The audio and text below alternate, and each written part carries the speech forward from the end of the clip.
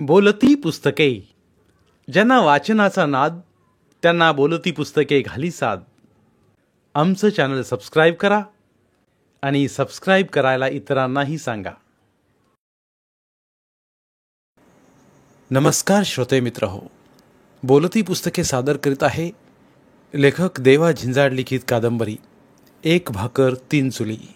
प्रकरण दुसरे, कपाळापेक्षा मोठं कुंकू. बऱ्याच वर्षांनी पोरगी का होईना पण पोटाला आली आणि ती जगली सुद्धा, म्हणून दोघांच्याही आनंदाला सुगीचं दिवस आलं होतं. बाळशीरामला तिशीत मुलगी झाली होती, त्यामुळं त्याला बाकीचे जोडीदार आणि भाऊबंद येता जाता खूप चिडवीत होते. कारण गावातल्या तिशीतल्या माणसांच्या पोरापोरींची लग्न होऊन गेली होती. तरीही त्यांच्याकडे लक्ष न देता बाळशीराम मात्र लेकीला तळहाताच्या फोडाप्रमाणे जपत होता. पोर हळूहळू मोठी होऊ लागली. घरातली पावलं वट्ट्यावर, वट्ट्यावरची पावलं अंगणात, अंगणातली पावलं रानात पडू लागली.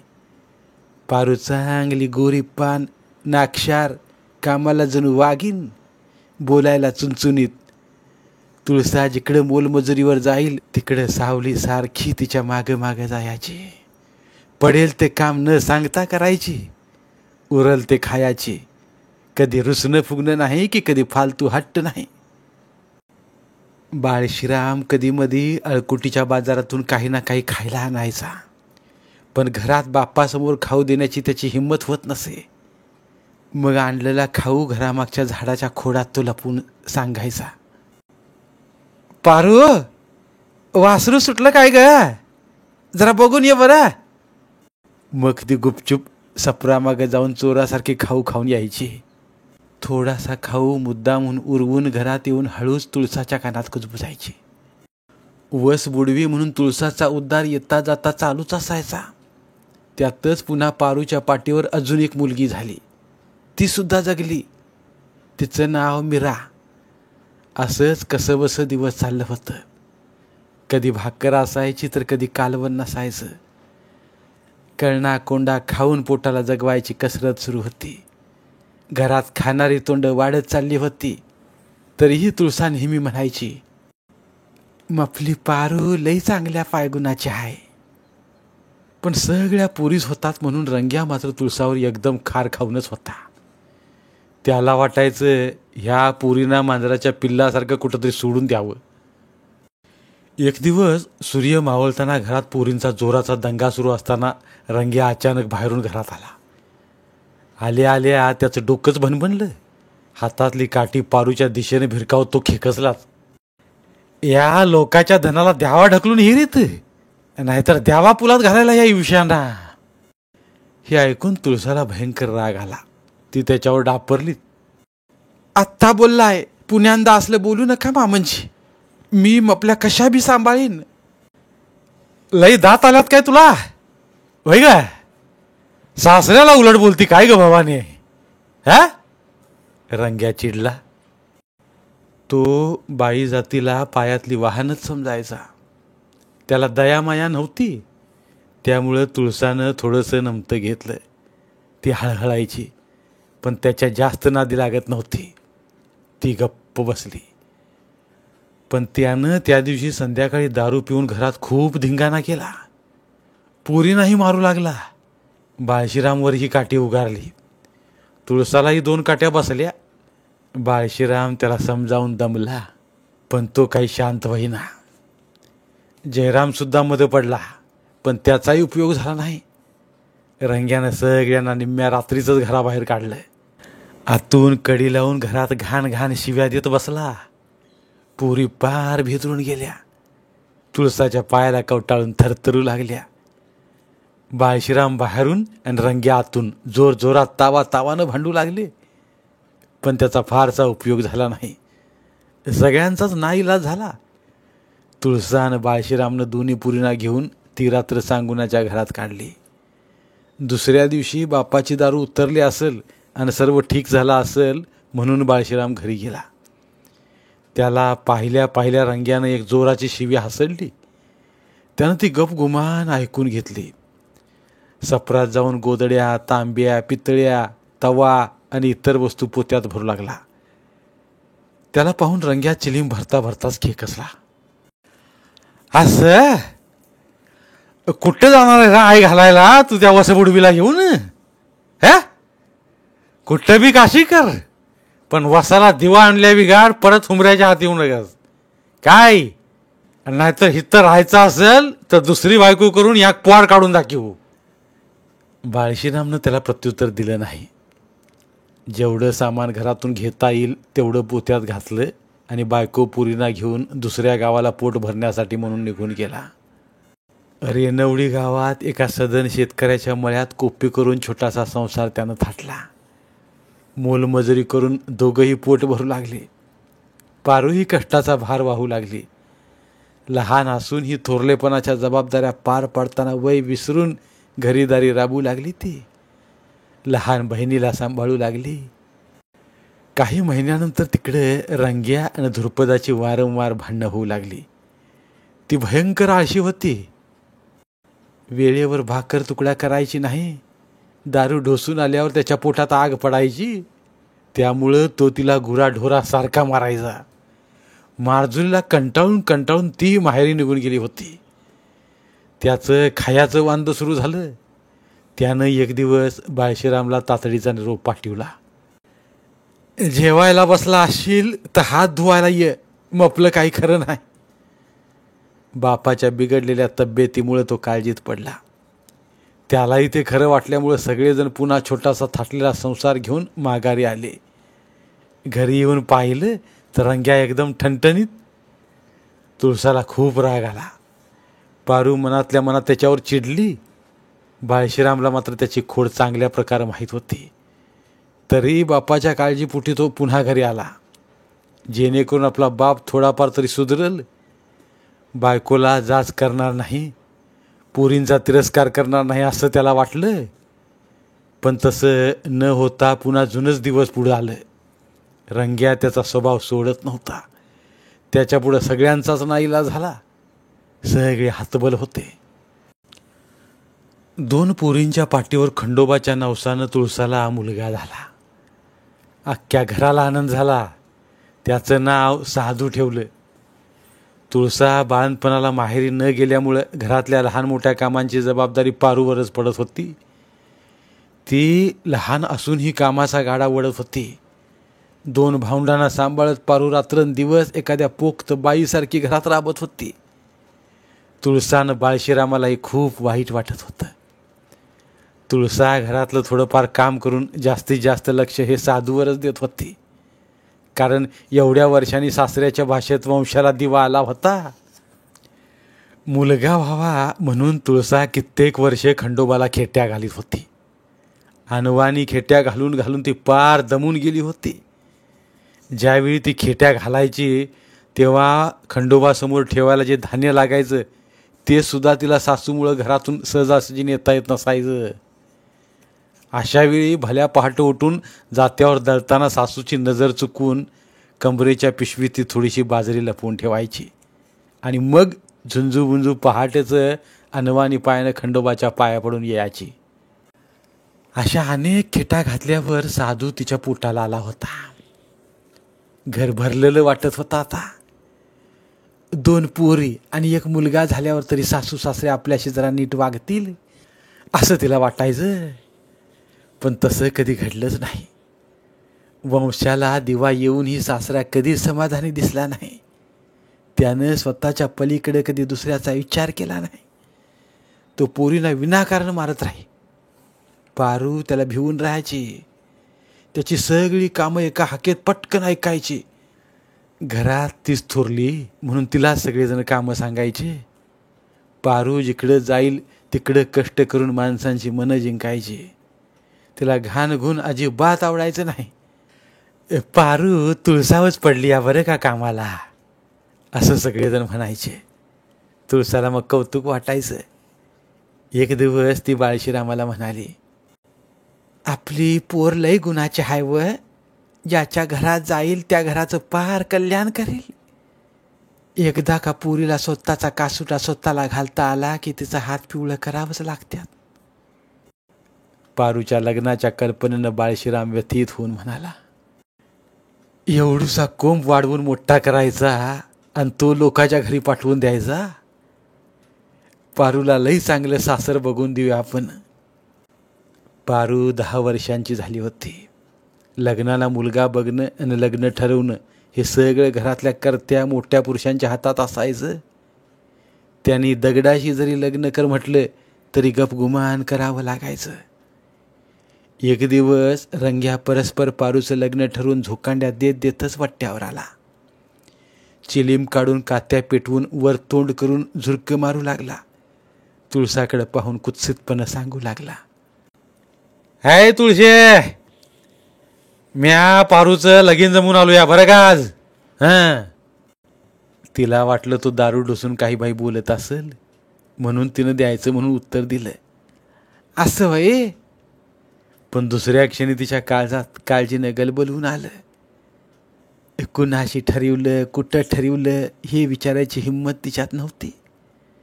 ती बाळशीरामची वाट पाहत राहिली. संध्याकाळी तो कामावर आल्या आल्या त्याला ही गोष्ट तिनं सांगायला सुरुवात केली. वय हो, मामंजीने पारूचं जमावलंय म्हणत्यात. ते नाही विचारा पोरगा काय करतोय ते. अगं काय बोलतीस? आणि त्यांनी मला कसं काय नाही विचारलं? थांब थांब, त्याला विचारतो मी. तो पाय आपली तडातडा बाहेर गेला. चिलीम फुकीत बसल्या बापाला रागातच विचारू लागला, तो जमावलं म्हणतात पारूचं आणि मपला विचार नाही घेतला? वायशा, तुला काढताना तपला विचार घेऊन तुला काढला होता काय रे म्या? एक जोराचा झुरका घेतो खेकसला. अरे पण कोणचा नवरदैव आहे रे? काय करतोय तो पोऱ्या? गाव कुठलंय? हाय त्या पळसगावच्या गुंजाळाचा. पण काय करतोय पोरगा? शेती किती आहे? तुला काय करायचं रे बेन्या? तू तपली तिकडं नीट आहे घाल, लाकडं फोड. तपली तेवढीच लायकी आहे. अरे पण आपली पोरगी देखणी आहे, कामाला हरणावानी चपळ आहे, सबा भोळ्या गाईसारखा आहे. नवरा बिवरा घरदार जरा बरं पाहून द्यायला नको का? भाड खावा आता तू मला शिकी उडायला. म्या एकदा ठरवलं म्हणजे ठरवला. सबूत देऊन आलोया मी. आणि आपल्याला बक्कल त्याच बी दिलंय त्या आसामीने. कोपरीच्या खिशात हात घालता घालता रंग्या मगरुरीनं बोलला, अरे ते चुलीत घाल तुपलं पैसे. बाळशीराम जमिनीवर पाय आपटीतच रागातच बोलला, तुया आईचा टन्या तुझ्या लई आगावपणा करू नकोस. बरीच कामं होतील त्या पैशात. तुळसा स्वयंपाक करीत होती पण तिचं कान मात्र बाहेर होतं. चूल फुरफुरत होती. तिचा जीव जळत होता, पोळत होता. जाळ घालताना तिनं घाबरतच विचारलं, मामंजी तुमचं बरोबर आहे, पण आपल्यावाली पोरीची बाजू आहे ना, मग आपणच त्यांना हुंडा द्यायला पाहिजे ना. तर त्याच लोकांनी तुम्हाला कसं काय पैसे दिल्यात बरं? तुया आईचा टन्ना तुळशी, आय घाले तुला काय करायचं ग चुंबडी? हा? रंग्या तुळस्याच्या दिशेनं बघत तिच्यावर खेकसला. मी आपलं सुखी पुरीच्या संसारासाठी म्हणून बोलली. तुळसा घाबरून पुटपुटली आणि धुरकटल्या चुलीसारखीच आतल्या आत चिंतेनं काळवंडू लागली. त्या रात्री बाळशीराम पारूच्या काळजीनं उपाशी झोपी गेला. पोरांना जेवायला घालून तुळसा सुद्धा फक्त पाणी पिऊन गुदडीवर आडवी पडली. पण दोघंही रात्रभर पारूच्या काळजीनं तळमळत राहिले. दुसऱ्या दिवशी रंग्या गावातल्या बामणाकडे जाऊन मुहूर्तच काढून आला. तसं घरी सांगूनही टाकलं. नवऱ्या मुलाला त्याच्याशिवाय कुणीच पाहिलं नव्हतं. त्याच्यापुढं कुणाचंच काही चालं ना. हेकेखोर स्वभावामुळं त्याच्या कुणीच नादी लागत नव्हतं. लग्नाचा दिवस जवळ येत होता. पाहुण्या रावळ्यांना सुपाऱ्या पोचवल्या गेल्या होत्या. 10 वर्षाच्या पारूला तर आपलं लग्न आहे म्हणजे नेमकं काय होणार आहे ह्याची अजिबात कल्पनाही नव्हती. तिला फक्त लग्नात नवीन लुगडं नेसायला मिळणार आणि नवीन चोळी घालायला मिळणार, हातावर मेहंदी काढायला मिळणार एवढंच कळत होतं. त्याच आनंदात ती बागडत होती. लहान भावंडांना सांभाळायचं काम ती करीत होती. बाळशीराम आणि तुळसा रानात राबता राबता रंग्याला शिव्या देत होते. तुळसा जास्त झुरत होती. रात्रंदिवस काम करून तिची हाडं दिसत होती. लेकीच्या काळजीनं तिचा जीव पाकुळीवाणी हलका झाला होता. लग्नासाठी थोडाफार खर्च लागणार होता. त्यासाठी सुद्धा रंग्याने एक छदामही दिला नव्हता. तरीही बाळशीरामानं नांगरेवाण्याकडून उसनवारी करून पैसा आणून लहान पोरांना कपडं शिवलं.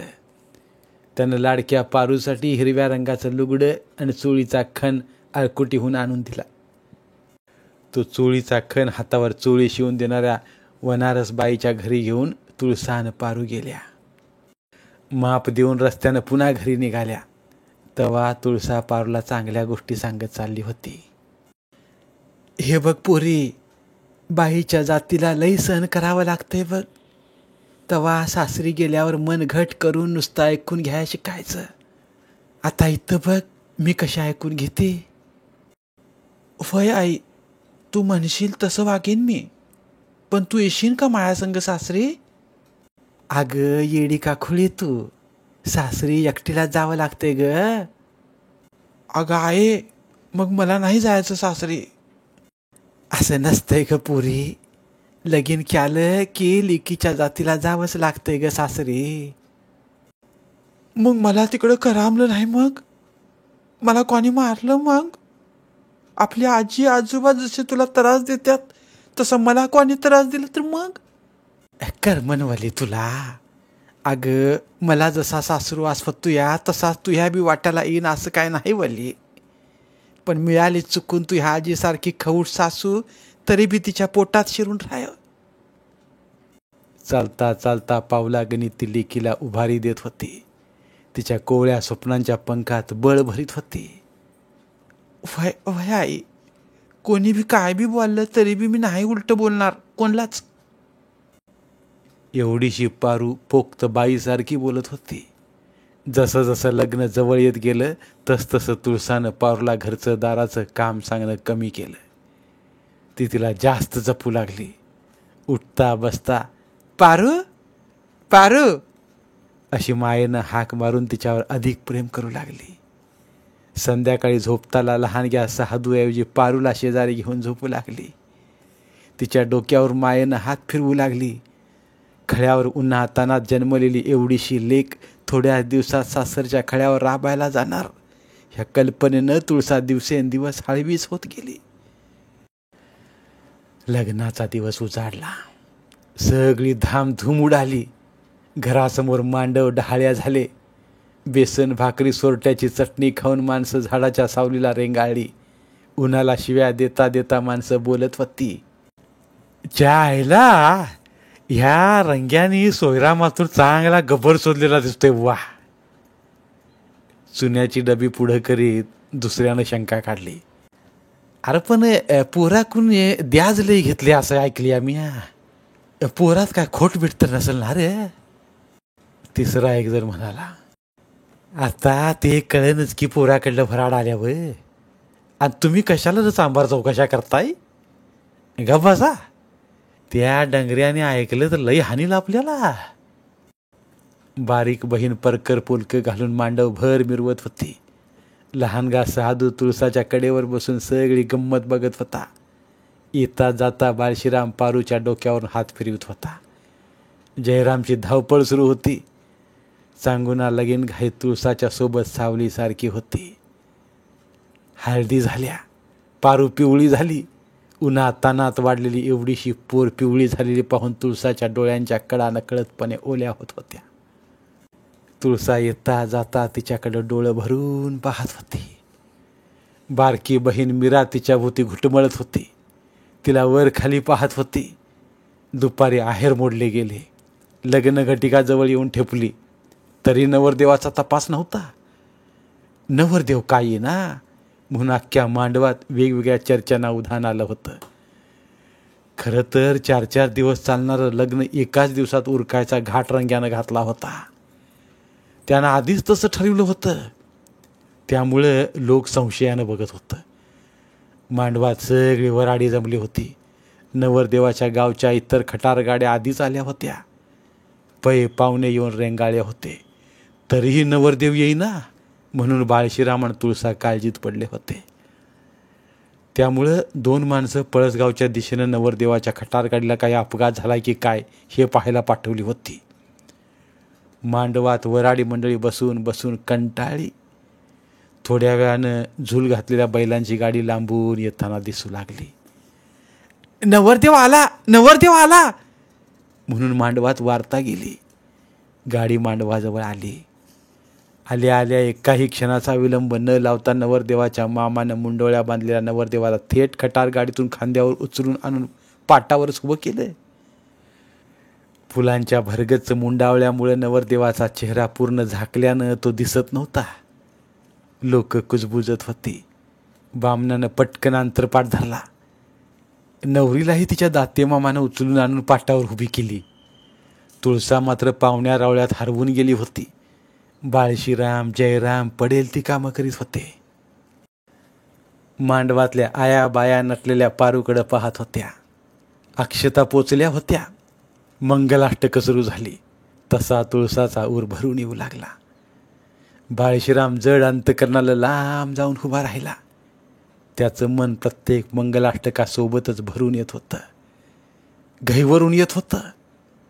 कोंबड्या डालाच्या डाल्या खालून उचलून घेतलेली पूर आणि बोळक्यात लुकलुकलेला पहिला दात आल्यापासून ते कपाळाला मुंडवळ्या बांधेपर्यंतचं पारूचं अख्खं बालपण त्याच्या डोळ्यात तरळत होतं. डोळ्यातलं पाणी लपवायचा तो प्रयत्न करीत होता. औंढा गिळत होता. मंगलाष्टक झाली. अंतरपाठ दूर केला गेला. बामणानं दोघांनाही एकमेकांच्या गळ्यात हार घालायला सांगितलं. नवऱ्या मुलानं गळ्यात हार घालण्यासाठी दोन्ही हात वर केलं, पण तो पाटावरून पाय सटकून झोकांडा जाऊन पडला. लगेच त्याला बाकीच्या कलवऱ्यांनी पटकन उचलायचा प्रयत्न केला, पण त्याला पुन्हा हातात हार घेऊन धड उभं राहता येईना. हातात हार घेऊन उभी असलेली पारू कावरी बावरी झाली. नेमका काय प्रकार सुरू आहे तिला समजेना. नवरदेव पडला, नवरदेव पडला म्हणून मांडवात चर्चा सुरू झाली. हे ऐकून तुळसा तिथं लगबगीनं पोचली. नेमकं काय घडलं हे तिच्या लक्षातच येईना, पण ह्यात नक्कीच काहीतरी काळबेरं आहे असं तिला वाटलं.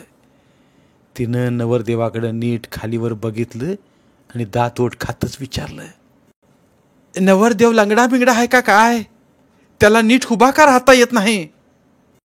तेवढ्यात नवऱ्या मुलाची आई तावातावानच पुढं सरसावली. तुळसाच्या अंगावर वस्कन धावून जात डापरली, तुमचं काय डोळे बिळे फुटल्यात का काय? इतक्या दिवसात काय तुझ्या सासऱ्याने तुम्हा लोकांना सांगितलं नाही काही? तुळसाच्या पायाखालची जमीनच सरकली. तिनं बाळशीरामाला जोरात हाक मारली. तो पळतच तिथं आला. सगळा प्रकार त्याच्या लक्षात आला. तोही प्रचंड संतापला. त्यानं धोत्राचा सोगा कंबरला खोचून बापाच्या नावानं जोर जोरात हातवारे करून ओरडायला लागला, आम्ही आमची पोर घरी सांभाळू, पण ह्या लंगड्याच्या दावणीला बांधणार नाही. स्वतःच्या पोराला लंगडा म्हटल्यामुळे नवरदेवाची आई पिसाळून बोलू लागली, ए कोणला लंगडा म्हणतो रे? तुळसा कडाडली, तू ह्या लेकाला म्हणतोय. नवरदेवाची आई तुळसाच्या अंगावर धावून जात चिडून बोलू लागली, आधी तुमची अक्कल काय गु खायला गेलती काय गे टवळे? तुफान भांडणं जुंपली. शिव्यांचा भडीमार दोन्ही बाजूनी सुरू झाला. मांडवात एकच गलका उडाला. नवरदेव लंगडा असल्याचं समजल्यावर सगळी वराडी मंडळी उलटसुलट चर्चा करायला लागली. तेवढ्यात रंग्यानं त्यानं ज्याला हाताशी धरून लग्न ठरलं होतं ते दोघेजण डुलत डुलतच मांडवात आले. आल्या आल्या त्यांनी ओळखलं की आता हा प्रकार सगळ्यांना समजला आहे. आपलं बिंग फुटलंय हे त्याच्या लक्षात आलं. त्यामुळे त्यानं मागचा पुढचा काहीच विचार न करता तुळसाला वाहनेनं सणासणा मारायला सुरुवात केली. आधीच रागात असल्या तुळसाला अजूनच जास्त राग आला. बाळशीराम अजून जास्त चिडला. तो रागारागानं बोलायला लागल्यावर त्याला सुद्धा त्याच्या चुलत्यानं आणि रंग्यानं मारायला सुरुवात केली. रंग्या तावा तावानं शिव्या द्यायला लागला, या आईचा टन्ना आई घाल्या, मला काय तोंडावर पाडतो काय रे? भाड्या मी त्याच्याकडून नगद पैसा आणि 4 खंड्या गहू घेतल्यात. बाळशीराम दातोट खात खातच उत्तरला, अरे गाडवाच्या गांडीत घाल तुपलं पैसे. तू ह्या पैक्या पायी आपली सोन्यावाणी लेक काय लंगड्याच्या गळ्यात बांधतो का काय? पण त्याचं कुणीच ऐकेना. बिंग फुटलंच तर काय करायचं ह्याचं व्यवस्थित नियोजन रंग्यानं आधीच करून ठेवलं होतं. त्यामुळं बाळशीरामला 4 गड्यांनी जाम धरून ठेवलं. त्याचाही नाईलाज झाला. बरीच वादावादी झाली. जयरामसुद्धा मध्ये पडला, पण त्याचाही बंदोबस्त आधीच करून ठेवला गेला. तुळसाच्या माहेरकडील गड्या माणसांनाही आधीच दारू पाजून त्यानं पूर्ण ढेपाळून टाकलं होतं. बाया माणसं मध्ये पडूच शकत नव्हती, तशी त्यांना मुभा नव्हती. चूल आणि मूल ह्याच्या पलीकडं बायकांना महत्त्व नव्हतं, त्यांना अधिकार नव्हते. सगळं अगदी ठरल्याप्रमाणे पार पडत होतं. देश पारतंत्र्यात तर होताच, पण देशातल्या स्त्रियाही गुलामीचं जीणं जगत होत्या. पुरुष सत्ताक व्यवस्थेत भरडल्या जात होत्या. तुळसा मांडवत जोरजोरात तोंड झोडून घ्यायला लागली. सगळी लोक हा सगळा तमाशा बघू लागली, हळहळू लागली. मीरा आणि साधू घाबरून गेले. चांगुनाच्या कडेवर बसून साधू नुसता भुळबुळा पाहत होता. तुळसा दनादना पाय आपटीत पारूच्या हाताला धरून तिला घरात नेऊ लागली. तेवढ्यात रंग्यानानं धुरपानं तिला झिंजा धरून जमिनीवर आपटवली. पारू एकदम घाबरून गेली, गांगरून गेली. तिला काय करावं ते सुचच ना. घाबरत घाबरतच हात जोडून ती रंग्याची विनवणी करू लागली. अरे बाबा, आई म्हणतीये ना, तर मग मला बी नाही करायचं लगीन त्या लंगड्या माणसासंग. हे ऐकून त्यानं पारूला एक शिवी हासडून बाजूला ढकलली. तेवढ्यात खाली पडलेली तुळसा उठली तशी धुरपदावरच राग काढायला लागली. तिला जोरजोरात शिव्या देऊन गंचांडायला लागली. स्वतःच्या बायकोवर हात उचलला म्हटल्यावर रंग्याच्या रागाचा पारा सूर्यापेक्षा जास्त वाढला. तुळसाला एक लात घालून तो म्हणाला, धुरप्या, तू धरून ठेव या पारीला, मी या आई घालीचं बघतो. अर्धांड शरीराच्या रंग्यानं तुळसाच्या केसांना धरून मेलेलं कुत्रं जसं उडून नेतात तसं तिला फरफडत नेऊन उंबऱ्यातूनच सपरात ढकलून दिलं. बाहेरून कडी लावून घेतली. हे बघताना बाळशीरामाच्या तळपायाची आग मस्तकात जात होती. त्याचा जीव नुसता तडपडत होता, पण तिला 4 गड्यांनी घट्ट धरून ठेवला होता. हा सगळा तमाशा बघत वराड बी गपगुमान उभं होतं. कुणी मध्ये पडत नव्हतं. चांगुनानं वाडीतल्या इतर बायांचे डोळे ओले होत होते. काय करावं ते कुणालाच कळत नव्हतं. तुळसा आतून दरवाजाला धडका देऊन जोर जोरात विलाप करीत होती, वरडत होती, स्वतःचं तोंड झोडून घेत होती. आगतिकपणे घरातून आक्रंदत होती. ह्या रंग्या मुर्द्यानी वाटोळं केलं रे आपल्या लेकीचं. आपल्या लेकीला वाचवा रे, वाचवा वाचवा. पण तिची आर्त हाक कुणालाच ऐकू जात नव्हती. ऐकून न ऐकल्यासारखं करून सगळेजण हा तमाशा बघत होते. सगळ्या पंचकृषीला त्या नंगाड रंग्याविषयी माहीत होतं. त्यामुळे त्याच्या वाटेला कुणीच जात नव्हतं, कुणीच मध्ये पडत नव्हतं. हे सगळं सुरू असताना 2 जणांनी पारूला पुन्हा जबरदस्तीनं नवऱ्याजवळ उचलून आणलं. रंग्या धोतर सावरीत दम देऊन म्हणाला, घाला पाहुणं गळ्यात हार पाटकुनी, आता कोण आडवं येतंय तेच बघतो मी. नवऱ्यानं पटकन पारूच्या गळ्यात हार घातला. पारू मात्र त्याच्या गळ्यात हार घालीना. तसा रंग्या पुन्हा पिसाळला. पारू रडू लागली, थरथर कापू लागली. केविलवाण्या नजरेनं बापाच्या दिशेनं मदतीसाठी पाहू लागली. ती रंग्याच्या पाया पडून विनवू लागली, नका व बाबा असं करू नका, आपले आई बाप नाही म्हणतात, नका असा जुलूम करू नका. हे ऐकून रंग्यानं तिथंच पारूची आई माई काढायला सुरुवात केली. पारे, हे बघ, जर बऱ्या बोलानं तुझ्या नवरदेवाच्या गळ्यात हार घातला तर ठीक आहे, नाहीतर तू या आईला कुऱ्हाडीनंच तोडून टाकतो. असं म्हणून तो देवकाची बांधलेली कुऱ्हाड सोडायला लागला. त्याचा राग तिला चांगलाच माहीत होता. आपल्याला वाचवणारी आई घरात कोंडून पडली या. बापाला 4 जणांनी डांबून ठेवलंय, त्यामुळे आता आपल्या मत्तीला आता कुणीच उरलं नाही याची जाणीव तिला झाली. नाईलाजानं अतिशय जड अंतकरणानं थरथर त्या हातानं तिनं नवऱ्याच्या गळ्यात हार घातला. लग्न लागलं म्हणून वराडी मंडळीकडून जोरजोरात टाळ्या वाजवल्या जाऊ लागल्या. संबळ, ताशा, डपडं आणि सनई सुद्धा एका सुरात अख्ख्या गावाला ओढून लग्न लागल्याचं सांगू लागले. तुळसा मात्र दरवाजाला धडका देऊन देऊन थकून गेली. आकांत करून निश्चित पडली. बाप जवळ असूनही त्याला डोळ्या देखत लेकीचं वाटुळं होताना नाईलाजानं बघावं लागत होतं. त्याला काहीच करता आलं नव्हतं. तोही लिंबाच्या झाडावर मुठीनं जोर जोरात बुक्क्या मारून हताशपणे उभा होता. सारं वराड लापशी आणि आमटीवर ताव मारित होतं. जगत जिंकल्याच्या आनंदात रंग्या मात्र दारू ढोसून धोतराचा सोगा हातात धरून ऐटीत पंक्तीत मिरवीत होता. रावणाच्या गप्पा मारित होता. खूप घाईघाईतच नवरदेवाचा चेहरा न दाखवता सगळे विधी पार पडले. खरं तर पार पाडले गेले. सगळं उरकल्यावर कोणीतरी म्हणालं, अरे त्या नवरीच्या आईला बोलवा, आता पाठवणी करायची वेळ झाली या. तशी चांगुना घाईघाईत गेली. बाहेरून लावलेली कडी काढली. तुळसाचं रक्तानं माखलेलं कपाळ पाहून ती घाबरली. बाकीच्या बायांना हाका मारू लागली. बाया आल्या. तुळसाच्या तोंडावर पाणी मारलं. ती थोडी सावध झाली. चांगुना स्वतःचा अश्रू पुसत समजावू लागली, उठ ग तुळसा, उठ. पारूला वाट लावायचंय. आपल्या बाईच्या नशिबातलं हे भोग आहेत बाई. ते भोगल्या बिगार आपला जलम कसा कडला जाईल ग. ती जशी उठली तशी पळत पळत झुपलेल्या खटार गाडीकडे गेली. पारूला उराशी कवटाळून धाय मोकलून रडू लागली.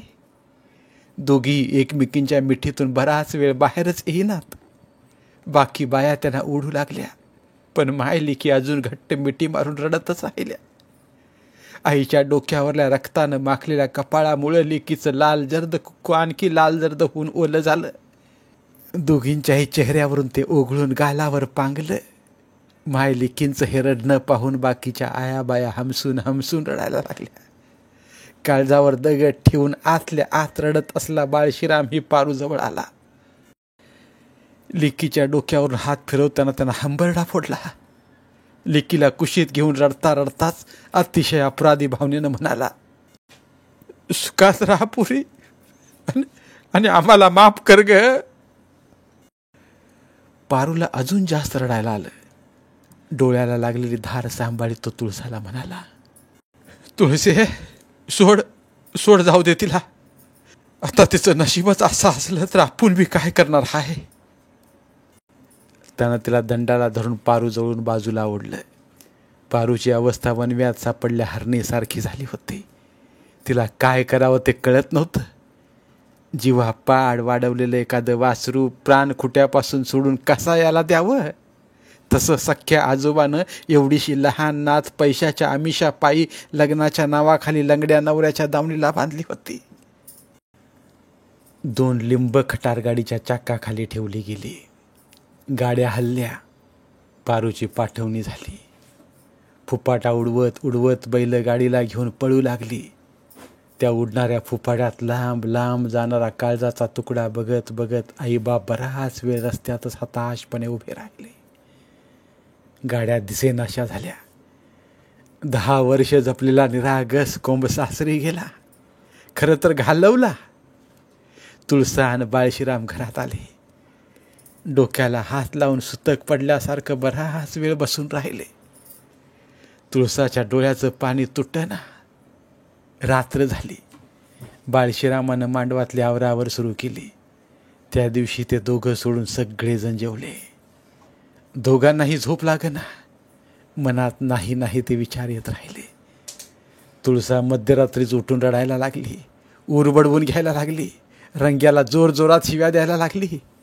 ह्या डंगऱ्याच्या डोक्यात दगड घालून ह्याला मारून टाकावा, नाहीतर ह्याच्या भाकरीत ईक घालून ह्याला ठार करावा. असं काही बाई रागा रागानं बोलायला लागली. ह्यानीच आपल्या लेकीच्या आयुष्याचं मातेरं केलं असं म्हणून रडू लागली. स्वतःच्याच तोंडात मारून घ्यायला लागली. तेवढ्यात धुरपदा उठून तिच्यावर जोरात खेकसली. गप झोप, नाहीतर म्हातारं उठलं तर लई बुकलीन तुला, असं सांगून दम देऊन तिला गप्प केली. पण ती मात्र फक्त भुईला अंग टेकवून पडून राहिली. रात्रभर सपराच्या छताच्या वाशांकडे उदास मनानं बघत राहिली. दुसऱ्या दिवशी नेहमीप्रमाणे भल्या पहाटचं अंथरूण सोडून ती ज्या रस्त्यावरून लेकीला वाटं लावलं होतं त्याच रस्त्यावरच्या विहिरीवर पाण्याला निघाली. आदल्या दिवशी वाट लावलेली लेक तिच्या डोळ्यात अश्रू बनून पुन्हा पुन्हा उभी राहत होती. तिला करमत नव्हतं. पाणी लवणे आणून झालं, शेणकूर झाला. उकिरड्यावर शेण टाकून परत निघणारच तेवढ्यात कुणाचा तरी जोरजोरात रडायचा आवाज तिला ऐकायला येऊ लागला. तुळसाच्या काळजात चर्र झालं. ती मनात म्हणाली, हा आवाज तर पारूसारखाच वाटतो या. हातातलं घमेल तसंच जागेवर टाकून ती लगबगीनं रस्त्यावर आली. आवाजाच्या दिशेनं पाहिलं तर काल लग्नात नेसलेलं लुगडं नेसून सासरच्या वाटेनं माहेरी पळत येणारी पारू तिला दिसली. तिला पाहून तुळसाच्या काळजाचा ठोकाच चुकला. तीही पारूच्या दिशेनं पळायला लागली. भेटल्या भेटल्या पारूनं तिला घट्ट मिठी मारली. दोघीही दाय मोकलून राहायला लागल्या. खूप वर्षांच्या विरहानंतर भेटल्यासारखी पारू गळ्यात पडून आसवं ढाळू लागली. तिचे डोळे पुसता पुसता तुळसा तिला धीर देऊ लागली. तरीही ती रडायची थांबना. तेव्हा तुळसा तिच्या चेहऱ्यावरून हात फिरवीत काळजीनंच विचारू लागली, काय काय झालं ग बबडे? का आली तू अशी निघून? आणि एकटी कसं काय आली आहे एवढ्या लांब? पण तिला काहीच बोलता येईना. तेवढ्या तिच्या सासरकडची मंडळी सुद्धा तिच्या मागं पळत येताना तुळसाला दिसली. दोघी अजून घाबरल्या. तिनं पारूला पटकन सफरात नेलं.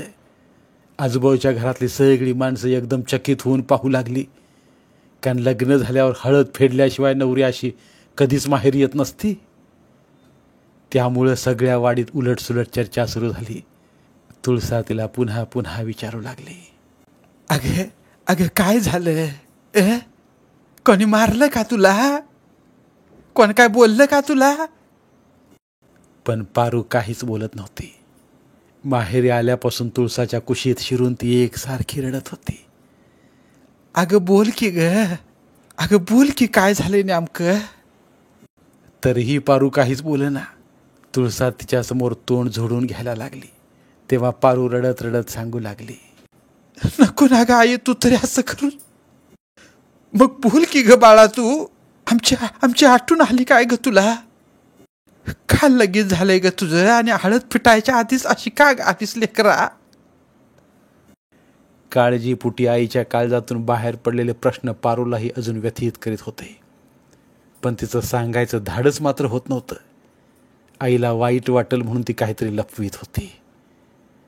शेवटी तुळसाच तिला म्हणाली, हे बघ पारू, समज खरं खरं सांग, तुला कोणीच काही बी करणार नाही ग इथं? पारू हुंदकावरून सांगू लागली, आई आई, मला नाही जायचं पुन्हा तिकडं. अगं पण का? अगं आई, काल रातच्याला वरातीमधली तिथली समधी लोक म्हणत होती की मला तुमच्या म्हाताऱ्याकडून ह्या लंगड्या दगडून विकत घेतलाय. अगं ते तर मला बी माहिती आहे ग पोरी. आपल्याच ह्या आई घाल्या डंगऱ्यांनी त्या लंगड्याच्या गळ्यात तुला बांधलंय. किड पडून मरल ह्यो मुर्दा. पारू पुन्हा एकदा तुळसाच्या गळ्यात पडून हंबरडा फोडून सांगू लागली, अगं आई, त्यो नुसता लंगडाच नाही ग, तर त्यो आपल्या बापापेक्षा बी लई जास्ती वयाचा माणूस आहे ग. त्यो म्हातारा माणूस आहे ग. मला हे समज जसं समजलं तशी मी रात कशी बशी जागून काढली ग, आणि सकाळीच उठून इकडं पळत सुटली ग. तिचं बोलणं ऐकून तुळसाची दातखिळीच बसली. ती जाग्यावर कोसळली. पारू एकटीच तिच्याकडे बघत मोठमोठ्यानं रडू लागली. नेमका त्याच वेळी बाहेर गेला रंग्या सपरात आला.